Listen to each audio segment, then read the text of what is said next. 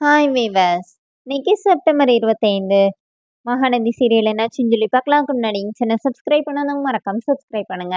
இன்னைக்கு என்ன அப்படின்னு சொல்லி பார்த்தீங்கன்னா, இங்க வந்து ஐயர் வந்து மாங்கல்ய தானம் பண்ண சொல்றாருல. அப்போ உடனே நிவின் வந்து காவேரியே பார்த்துட்டே இருக்கிறாரு. அப்புறம் விஜய் வந்து என்ன தாலி வாங்கி கட்டுங்க அப்படிங்கிற மாதிரி ஆக்ஷன்லேயே காட்டுறாரு.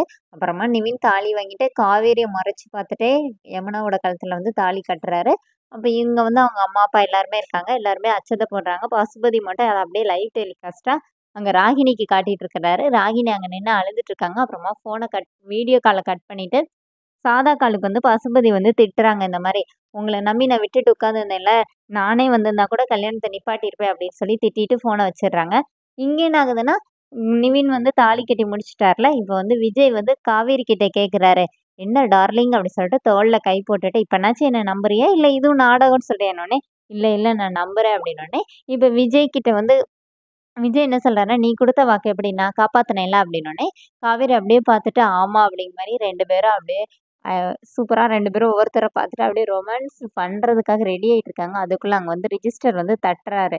உடனே "ச்சீ இருங்கடா" அப்படின்னு சொன்னோனே, மறுபடியும் தட்டுனோனே, "என்ன சார்?" அப்படின்னோனே, "இந்த மாரி இங்க ப்ராசஸ்லாம் பண்ணணும்லன்னோனே", "ஆமா நீங்க வந்து எல்லாம் எடுத்துட்டு வாங்க" அப்படின்னோனே, அப்புறம் நிவினோட அப்பா சைன் போடுறாங்க. பொண்ணுக்கு வந்து விஜய் சைன் போடுறாரு. ஐயோ!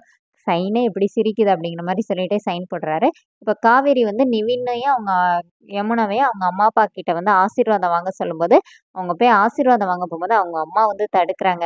"நீ எங்க வீட்ல தானே வந்து வாழணும். நீ வாழ முடியாத வாழ்க்கைய இவள வந்து என் பையனுக்கு கட்டி குடுத்துட்டல்ல" அப்படின்னு சொல்லி காவேரிய ஃபர்ஸ்ட்டு திட்டுறாங்க. அப்புறமா, "நீ எங்க வீட்ல தானே வந்து வாழணும். எப்படி வாழ்ந்துற நானும் பார்த்துர்றேன்.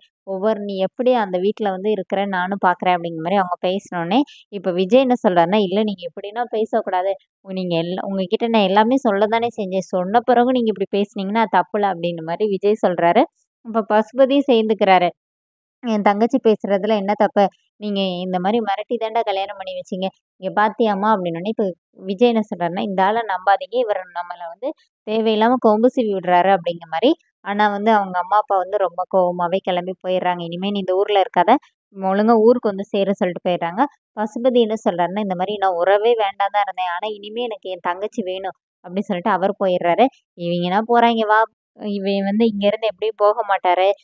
இங்க பிரசாதம் குடுப்பாங்க. அதெல்லாம் வாங்கி சாப்பிட்டுட்டு தான் போவாரு" சொல்லிட்டு, விஜய் கிட்ட காவேரி கிண்டலா சொல்றாரு. சொல்லிட்டு, அவங்கள கூட்டிட்டு வா நேரத்தோட வீட்டுக்கு போன்னு" சொல்லி, நிவினையும், யமுனாவையும் கூட்டிட்டு கிளம்பலாம்னு சொல்லிட்டு போறாங்க. இப்போ எல்லாமே எடுத்து வச்சுட்டு இருக்கும்போது, நிவின் மட்டும் அந்த காரோட ஃப்ரண்ட்ல உட்காந்துருக்கிறாரு. ரொம்ப கோவமா உட்காந்துருக்கிறாரு. இப்ப காவேரி வராங்க. பேக்கெல்லாம் கொண்டு வந்து பின்னாடி வச்சுட்டு போறாங்க. அப்ப நிவின திரும்பி திரும்பி பார்க்குறாங்க. நிவின் அப்படியே உட்காந்துருக்கிறாரு.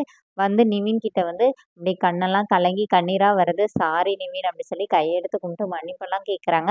அதோட என்னோட எபிசோட் ரன் பண்ணியிருக்காங்க. Thank you.